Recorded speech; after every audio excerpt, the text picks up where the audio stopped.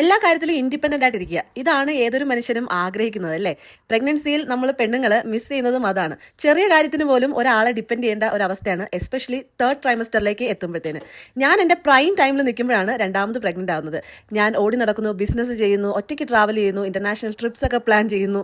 അങ്ങനെ ഇരിക്കുമ്പോഴാണ് ഞാൻ പ്രഗ്നന്റ് ആവുന്നത്. പ്രഗ്നൻസി ഒരിക്കലും ഒരു അസുഖമാവുന്നില്ല. ആദ്യമായിട്ട് പ്രഗ്നന്റ് ആവുന്നത് നീ അല്ല എന്നുള്ള കമന്റ്സ് ആരൊക്കെ പറഞ്ഞാലും അതെന്നെ അഫക്ട് ചെയ്യാനും പോകുന്നില്ല. പക്ഷേ വളരെ റിയലിസ്റ്റിക് ആയിട്ട് ഒരു വുമന്റെ ലൈഫിൽ പ്രഗ്നൻസി പീരീഡിൽ കൂടി കടന്നു പോകുമ്പോൾ ഉണ്ടാകുന്ന കാര്യങ്ങളെല്ലാം ഷെയർ ചെയ്യുന്ന എൻ്റെ അവകാശത്തിൽ ആരും കൈയടത്തരുത് എന്ന് പറഞ്ഞുകൊണ്ട് ഇന്നത്തെ വീഡിയോ നമുക്കൊരു ലോങ് സ്റ്റാർട്ട് ചെയ്യാം. അങ്ങനെ ഞാൻ എൻ്റെ 36 വീക്സിലേക്ക് കടക്കുകയാണ്.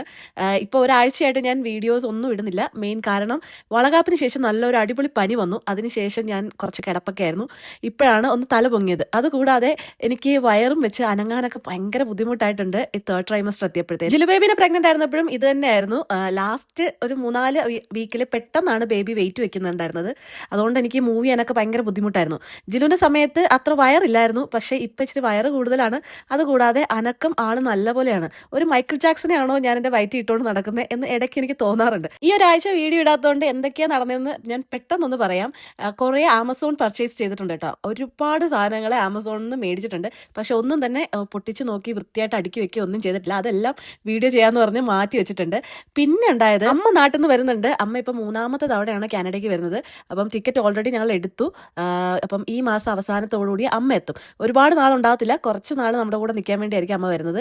അപ്പം അതൊരു വലിയ വലിയ ആശ്വാസമാണ്. കാരണം അമ്മ വരുന്നു എന്ന് പറഞ്ഞപ്പോൾ തന്നെ എൻ്റെ പാതി അസുഖം മാറിയ പോലെ ഉണ്ട്. പിന്നെ ഒരു അപ്ഡേറ്റ് എന്ന് പറയുന്നത്, കുഞ്ഞാള് തല തിരിഞ്ഞ് വന്നിട്ടുണ്ട്. ഏതായാലും തലകുത്തി നിന്നുള്ള എക്സസൈസിനൊക്കെ ബലം കണ്ടു. ആളുടെ തല താഴെ വന്നിട്ടുണ്ട്. കാല് മുകളിലും എനിക്ക് ലെങ്സിനിട്ട് നല്ല ചവിട്ടും കിട്ടുന്നുണ്ട്. അതേതായാലും ഭാഗ്യമായി. കാരണം തല തിരിഞ്ഞ് വന്നില്ലെങ്കിൽ 36 വീക്സ് കഴിഞ്ഞിട്ട് നമുക്ക് വെളിയിൽ കൂടി തല തിരിച്ചിടാനുള്ളൊരു പ്രൊസീജിയർ ഉണ്ട് എന്ന് എനിക്ക് ഗൈനക്ക് പറഞ്ഞിട്ടുണ്ടായിരുന്നു. ആ പ്രൊസീജിയർ ഞാൻ ഗൂഗിളിൽ സെർച്ച് ചെയ്തപ്പോൾ ഇച്ചിരി പെയിൻഫുൾ ആയിട്ട് തോന്നി. അതുകൊണ്ട് ഏതായാലും തല തിരിഞ്ഞു വന്നത് എൻ്റെ എന്തോ ഭാഗ്യം എന്നായിരുന്നു. പിന്നെ ഈ ഇട്ടിരിക്കുന്ന ട്വിന്നിങ് ഡ്രസ്സുകളെല്ലാം തന്നെ നാട്ടിൽ നിന്ന് തയ്ച്ചിട്ട് വന്നതാണ്. ഇതെല്ലാം ഫീഡ് ചെയ്യാൻ പറ്റുന്ന രീതിയിലാണ് തയ്ച്ചിരിക്കുന്നത്. മീറ്ററിന് 100 രൂപയിൽ താഴെ വരുന്ന തുണികൾ എടുത്ത് ഞാനൊരു തയ്യക്കാരിനെ വെച്ച് എൻ്റെ ഒരു ഡിസൈൻ പറഞ്ഞു കൊടുത്ത് തയ്പ്പിച്ചതാണ് ഇതെല്ലാം തന്നെ. സോ ഇതിനേക്കാളും ചീപ്പായിട്ട് ചിലപ്പോൾ എനിക്ക് മീഷോന്നോ അല്ലെങ്കിൽ ഫ്ലിപ്കാർട്ടിന്നോ എനിക്ക് നാട്ടിൽ നിന്ന് മേടിക്കായിരുന്നു. പക്ഷേ മിക്കതും തന്നെ എൻ്റെ എസ്തറ്റിക്കിന് വളരെ ചേർന്ന് പോകാത്തതുകൊണ്ട് ഞാൻ തന്നെ കുറച്ച് ഡിസൈൻഡ് തുണീസ്, പിന്നെ കോട്ടൺ ഇടാനാണ് എനിക്ക് കുറച്ചുകൂടി താല്പര്യം. അതുകൊണ്ടാണ് ഞാൻ കൊണ്ടുപോയി തയ്പ്പിച്ചേട്ടോ. അപ്പം എങ്ങനെയുണ്ടെന്ന് കമന്റ് ചെയ്യുക. അപ്പോൾ പുതിയ വീഡിയോ കാണുന്നതായിരിക്കും. Stay tuned. Bye by.